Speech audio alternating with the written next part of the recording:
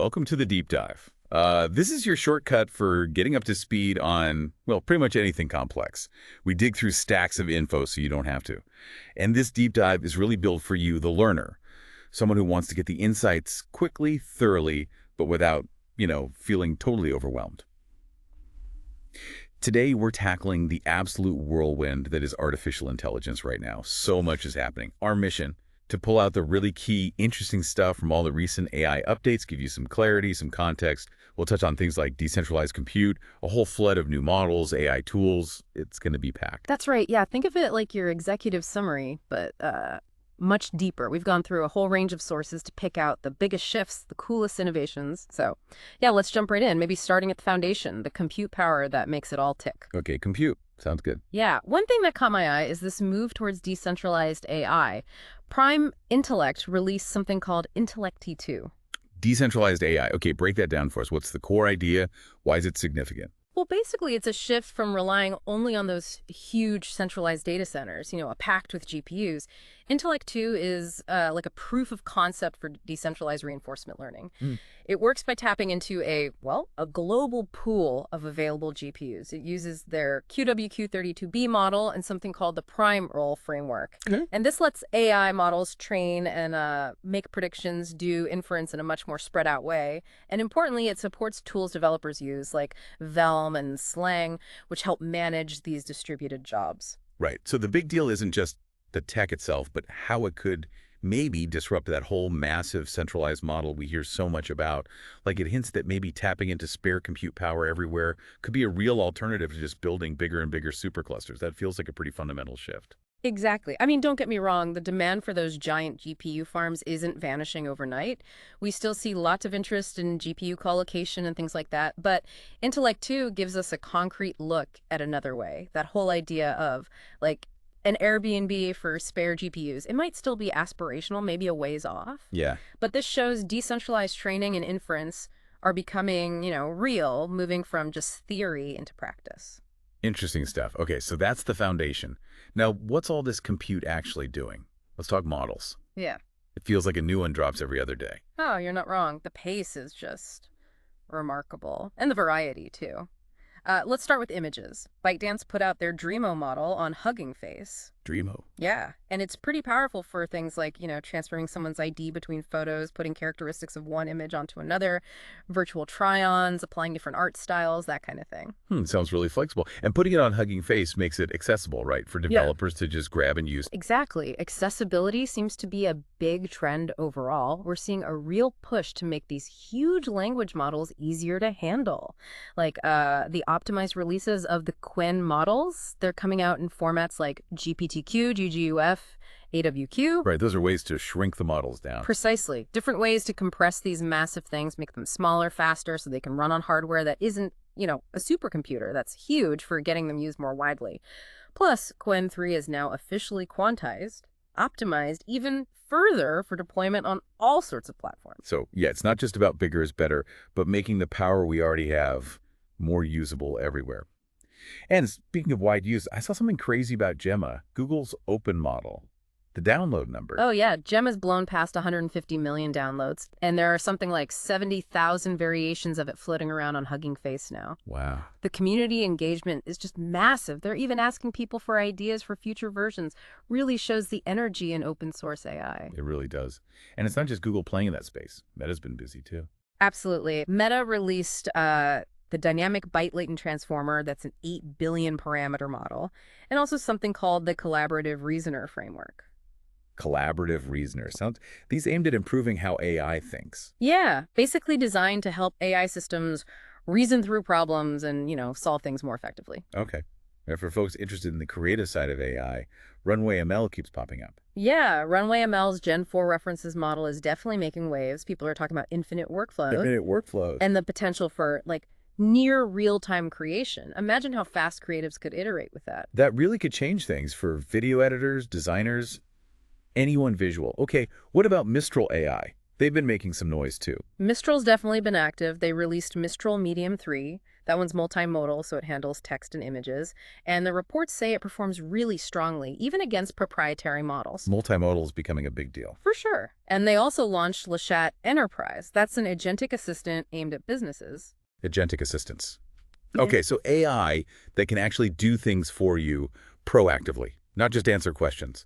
We should probably circle back to agents later. Definitely worth digging into. What about Google's Gemini? Any big updates there? Yep. Google tweaked Gemini 2.5 Pro preview. Right. It's got some really impressive video understanding capabilities now. We should talk more about that too. Okay. And they also released Gemini 2.0 Flash, which is focused on better quality image generation. It really feels like every major player is pushing hard. And it's not just the U.S. giants, right? I saw DeepSeek mentioned. And Alibaba. That's right. DeepSeek, an open source model, is apparently closing the performance gap with some of the leading US ones. Shows real global competition heating up. And Alibaba's been busy with their Qwen 3 model too, releasing those quantized versions we mentioned, making them compatible with platforms like Ollama, LM Studio, SGLang, VLLM. Again, all about accessibility. Right, getting it into more hands. And then there are these more specialized models like F-Lite 7B, a distilled diffusion model. What's that about? So think of distilled models as like lean, efficient versions of bigger ones.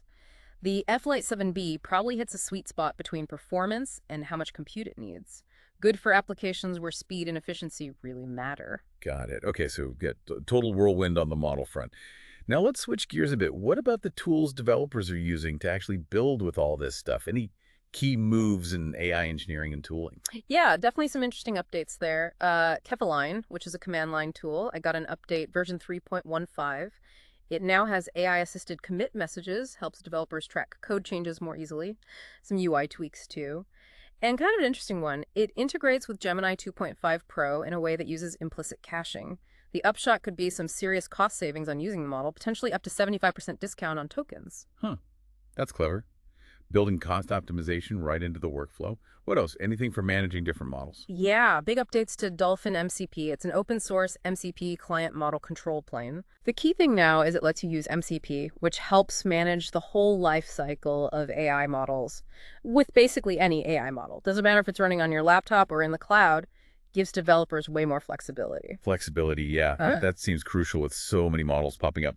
I also saw some API providers adding features. Absolutely. Anthropic, for instance, added web search right into their API. Oh, okay.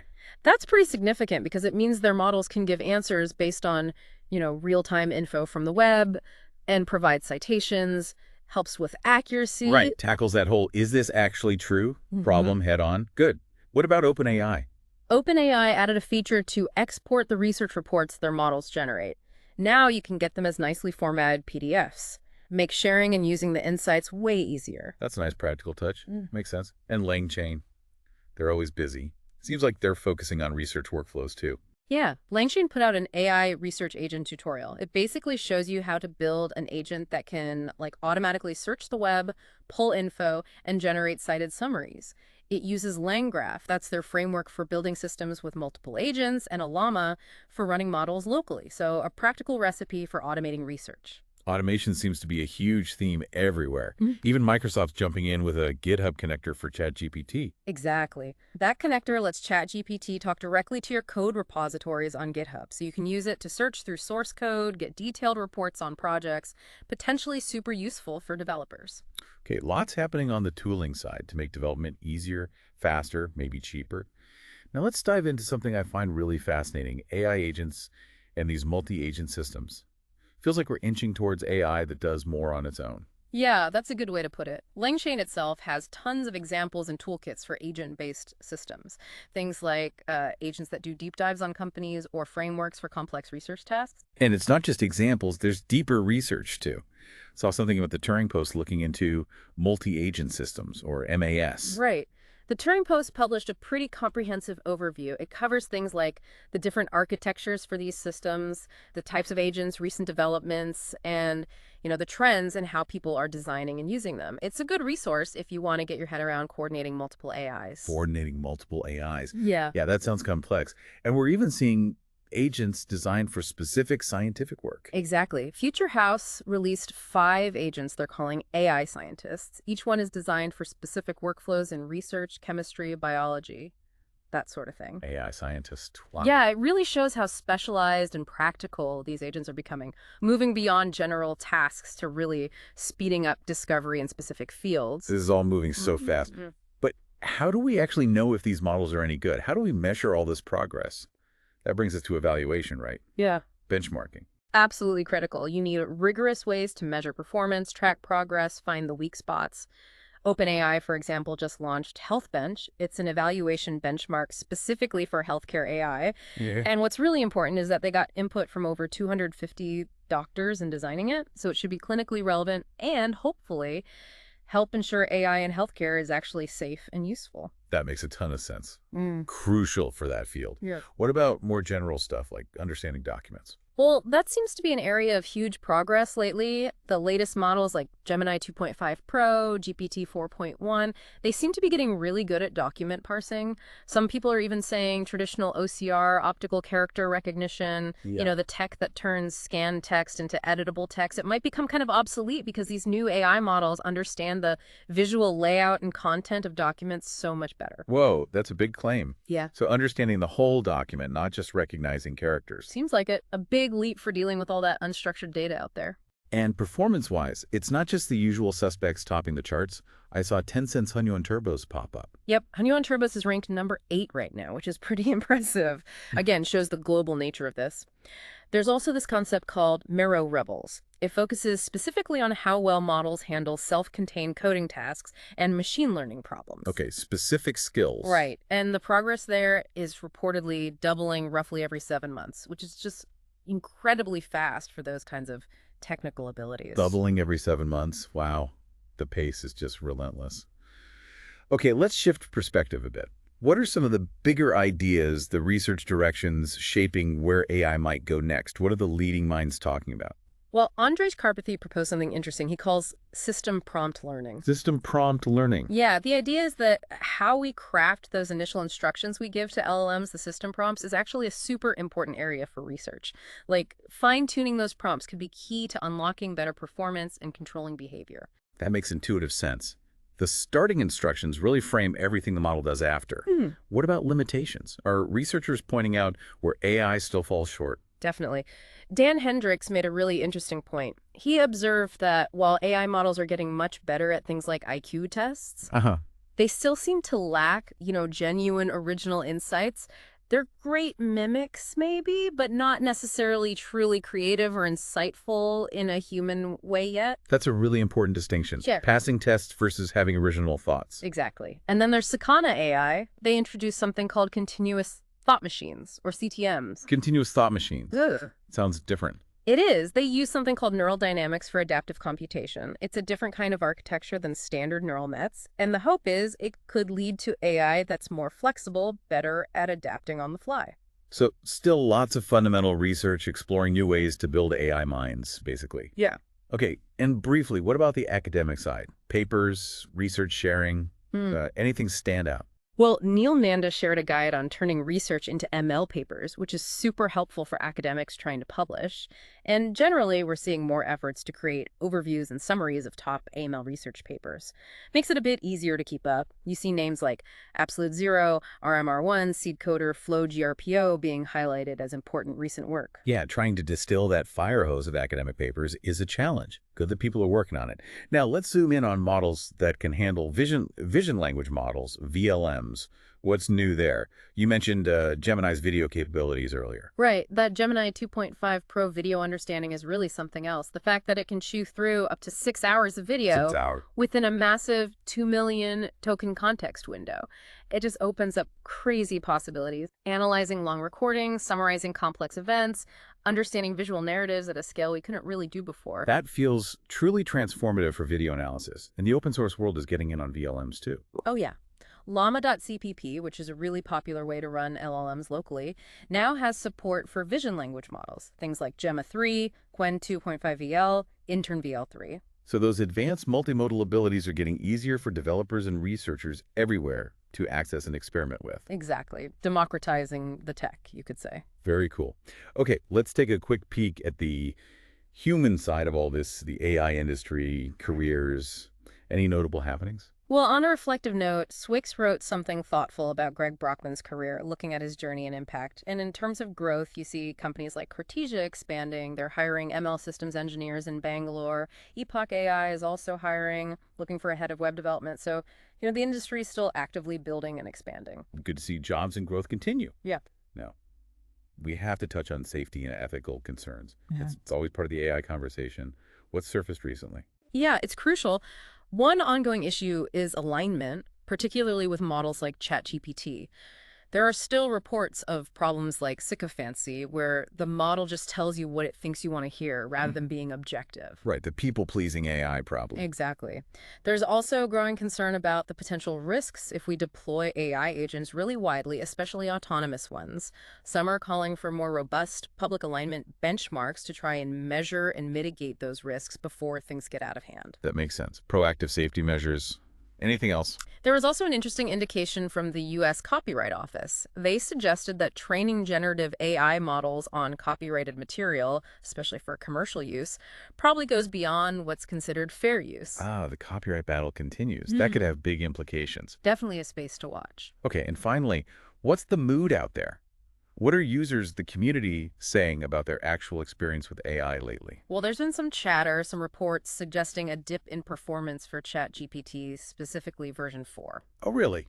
How so? Some users feel they're seeing more hallucinations, the AI making stuff up, and maybe a general sense that it's not quite as sharp or precise as earlier versions might have been. Interesting. That perception matters, even if it's hard to quantify. It shows the challenge of maintaining quality at scale. It really does. It highlights that even as capabilities grow, keeping things reliable and consistent is a constant battle for the developers. Yeah. And another thing that came up was ethical concerns around education, specifically teachers using AI to grade student work. Right. The concern isn't just about accuracy, but about the message it sends to students. If their effort is just being evaluated by a machine, does it devalue their work?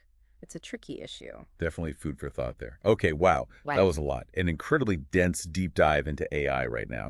We've really hit so many angles, the compute underneath it all, that absolute flood of new models, the tools making it happen, the rise of agents, how we even measure it all, the big research questions, even how people are feeling about it.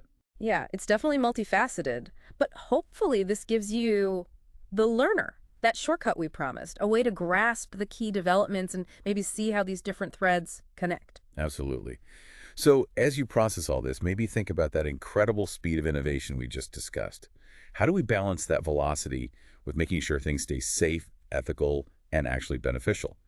What about those increasingly capable AI agents? What might that future really look like? What stood out most to you from all this? What new questions pop into your head? Yeah. Definitely something to mull over as this AI wave keeps rolling.